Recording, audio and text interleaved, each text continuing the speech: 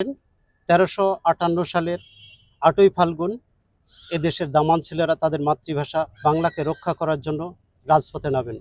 কিন্তু তখনকার শাসক গোষ্ঠীরা আতর্কিত গুলি করেন। শহীদ হন রফিক শফিক জাব্বার সহ নাম না জানা অনেকে। কিন্তু দুঃখের বিষয় যে মাতৃভাষা রক্ষার জন্য তারা জীবন দিল, সেই দিনটাও আমরা ইংরেজিতে পালন করি। আর এরই কারণে আমি একটি হাইকোর্টে রিট করি, যা রিট পিটিশন নম্বর 2086/2020, পিটিশনের তারিখ 16/2/2020। ওই পিটিশনে আমি উল্লেখ করি যে 21শে বইমেলাকে 8ই ফাল্গুন বইমেলা করতে হবে, 21শে পদককে 8ই ফাল্গুন পদক করতে হবে, এবং 21শে ফেব্রুয়ারিকে 8ই ফাল্গুন হিসাবে পালন করতে হবে।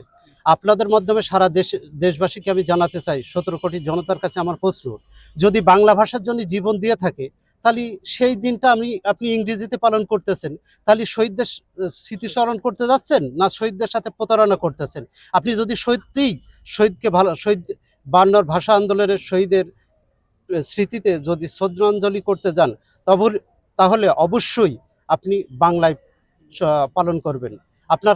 আপনাদের কাছে আমার প্রশ্ন, যদি বাংলা ভাষা মাতৃভাষা বাংলার জন্য যদি তারা জীবন দিয়ে থাকে, তাহলে সেই দিনটিকে পালন করার জন্য, শহীদদের স্মরণ করার জন্য আপনার লিফলেট, ব্যানার, সাইনবোর্ড যেগুলো নিয়ে যাবেন, সেগুলো কেন ইংরেজিতে নিয়ে যাবেন?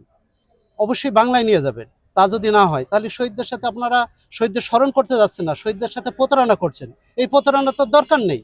আপনারা প্রশ্ন করবেন যে 21শে ফেব্রুয়ারি আন্তর্জাতিক মাতৃভাষা দিবস, তাহলে আপনারা শুধু মাতৃভাষা দিবস পালন করেন। পৃথিবীর যে সকল দেশে তাদের মাতৃভাষার দিন পালন করে সেই হিসাবে পালন করেন। আপনি শুধু বাংলাদেশের বাঙালিরা তাদের মাতৃভাষাকে রক্ষা করার জন্য শহীদ হয়েছেন, আপনি তো সেই শহীদদের স্মরণ করতে যাচ্ছেন, তাদের স্মৃতিস্মরণ করতে যাচ্ছেন। তাহলে আপনি উর্দু ভালো না ইংরেজি ভালো, এ কেমন কথা? তাহলে অবশ্যই আপনারা আগামীকাল সকালে বা রাত 12টা 1 মিনিটের পরে যে স্মরণ করতে যাবেন, তাদের স্মরণে অবশ্যই বাংলা তারিখ সন ব্যবহার করতে হবে।